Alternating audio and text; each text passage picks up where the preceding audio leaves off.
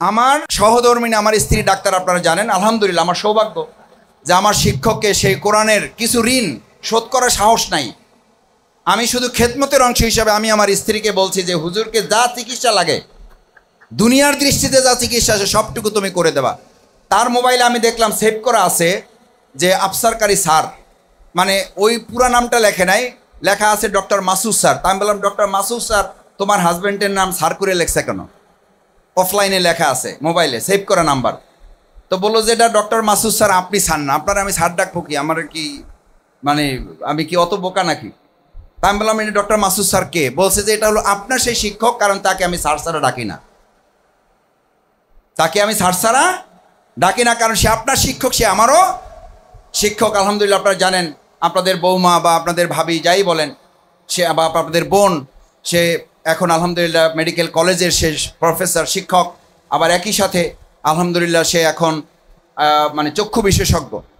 তা আমি এটা এই প্রসঙ্গ আমার সহধর্মিনীর কথা বলার জন্য বলি নাই, বলছি যে আমরা সবাই মিলে বাউফলকে, আমাদের এই সম্মানিত শিক্ষক, তার যে একটু পাশে আমি দাঁড়াইতে পারছি, এটা আমার জীবনের জন্য অনেক বড় প্রাপ্তি।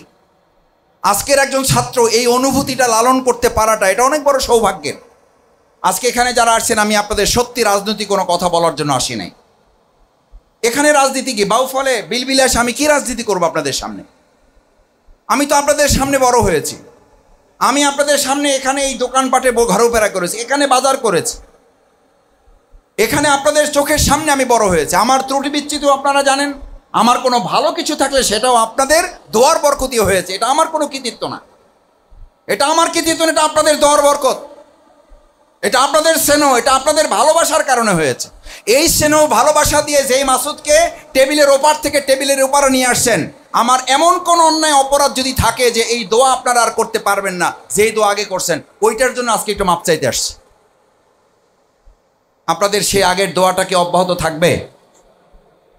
থাকবে দোয়াটা, সেই ভালোবাসাটা থাকবে, সেই স্নেহটুকু থাকবে।